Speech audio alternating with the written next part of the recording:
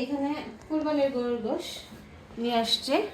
এখন এই হাঁড়ির মধ্যে বসাবো একসাথে। এখানে 8 কেজির মতো গোশ আছে। দিয়ে দিই পেঁয়াজ। পেঁয়াজ হচ্ছে 2 কেজি পেঁয়াজ দিয়ে দিলাম, একসাথে মাখায় বসাই দেব। তারপর হচ্ছে দিয়ে দিলাম আদা, 2 কাপের মতো আদা। হচ্ছে রসুন ব্লেন্ডার করে নিচ্ছি।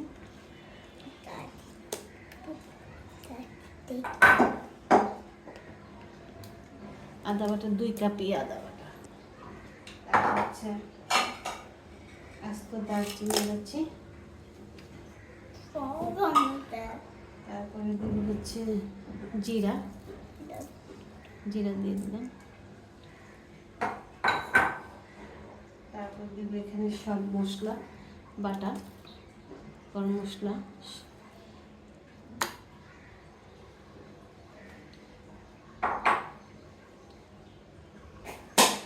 তারপর দিব হচ্ছে তেল।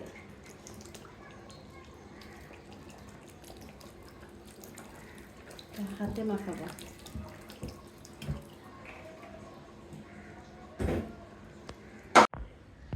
তারপর দিয়ে দেবো হচ্ছে হলুদের গুঁড়া, হলুদের মরিচের গুঁড়া লাগলে আমি পরে দিব। দিয়ে দিচ্ছি মরিচের গুঁড়া, ঝাল ঝাল হবে যেহেতু। সাথে দিয়ে দেবো লবণ, লবণ দিয়ে দিতে না, লবণ দেবো স্বাদ অনুযায়ী, লাগলে পরে দেবো। তারপর হচ্ছে দিয়ে দেবো তেজপাতা। এখন এটাকে হাতে ভালো করে মাখাবো। সারা তুমি একটু সরো, আমার তো জিভে জল চলে আসছে। তাই? হ্যাঁ, যেই পেয়েছে তো ভালো করে সারা সরে যাও, সরে যাও, সরে যাও। তালা থাকে আম্মু। মাখায় এটা একবারে বসে দেবো।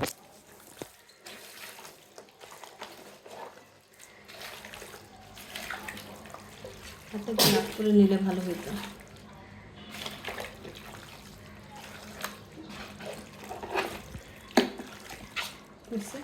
বসাই দিব। এটার মধ্যে এখন দিয়ে দিব লাস্টে ধনিয়া গুঁড়া দিয়ে দিচ্ছি। আমি আবার লাস্টে আর একটু আদা বাটা দিছি আর হচ্ছে জিরা দিচ্ছি। এটা ভালো করে এখন নাড়বো।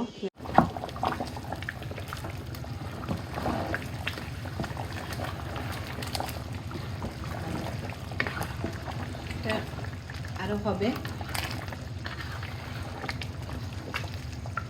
খুব সুন্দর কালার আসছে, ক্যামেরায় বোঝা যাচ্ছে কিনা, কালো কালো লাগতেছে কিন্তু খুব সুন্দর কালার আসছে। আমার রান্না হয়ে গেছে, গোশও সিদ্ধ হয়ে গেছে, খুব সুন্দর হয়েছে কালার, ঘন হয়েছে। ক্যামেরায় হয়তো ধোয়ার জন্য কিছু দেখা যাচ্ছে না, ক্যামেরা হয়তো ভালো করে বোঝা যাচ্ছে না, কিন্তু সুন্দর হয়েছে। এটার মধ্যে পরে আমি কাঁচামরিচ অ্যাড করছি অফ ক্যামেরা, আর অফ ক্যামেরা হচ্ছে গিলা কলিজা আর পেপসা দিয়ে দিছিলাম। হয়ে গেছে, শেষ। এই যে কালারটা এরকম হয়েছে, খুব সুন্দর হয়েছে কালার, মাশাআল্লাহ। প্রচুর ধোয়া।